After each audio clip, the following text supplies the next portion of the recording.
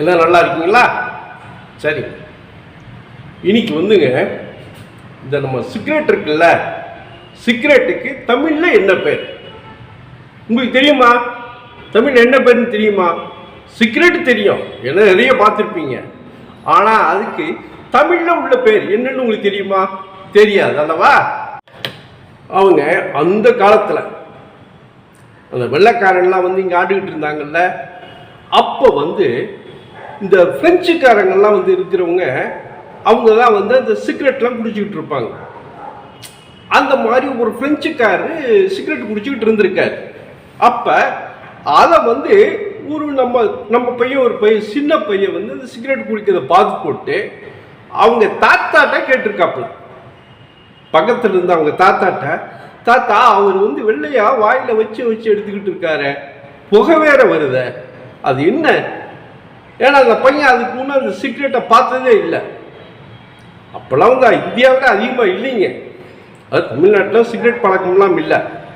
அந்த வெளிநாட்டிலேருந்து வர்றவங்க அந்த அங்கெல்லாம் வந்து அது வந்து குளிர் பிரதேசங்க, அதனால அவங்களுக்கு தாங்காதனால அங்கே குடிச்சு பழகியிருக்காங்க.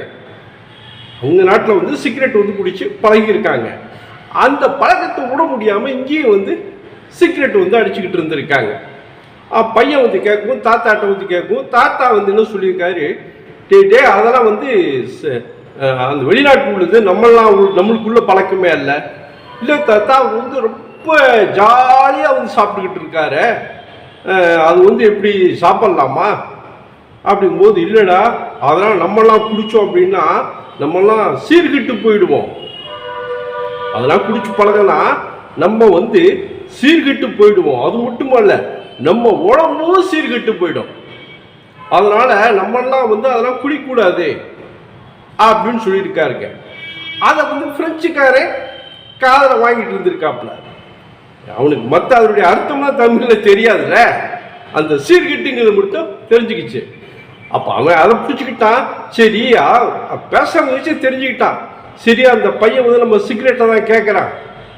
அப்போ இதுக்கு பேர் கேட்குறான் போல தெரியுது. அவங்க தாத்தா வந்து இதுக்கு பேர் வந்து சீர்கெட்டுன்னு சொல்கிறாரு. அப்போ இதுக்கு பேர் சீர்கெட்டு தான் போல இது தமிழில் அப்படின்னு நினச்சி கேட்குறவங்கள்ட்ட வந்து அவன் சொல்ல ஆரம்பிச்சிட்டான். என்னன்னா சீர்கெட்டு, இப்போ போய் சீர்கெட்டு எடுத்துட்டு வா அப்படின்னு சொல்லி அந்த சீர்கெட்டுங்கிற வார்த்தையை அந்த சிகரெட்டுக்கு வந்து அந்த பிரெஞ்சுக்காக பயன்படுத்தியிருக்காப்புல.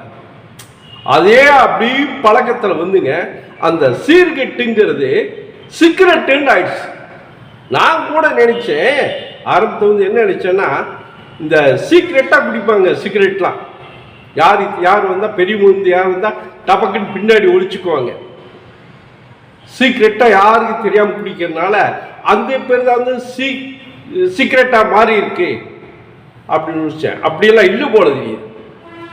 அது வந்து அந்த சீர்கெட்டுங்கிற வார்த்தை வந்து அப்படி மருவி சீக்ரெட் ஆயிருக்கு.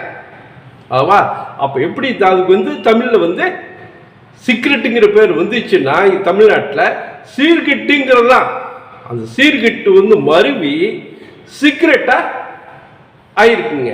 சரி, இப்போ இது வந்து நான் ஆரம்பத்தில் சொல்லியிருக்குது சிகரெட்டுக்கு தமிழ் பேர் என்னண்டு.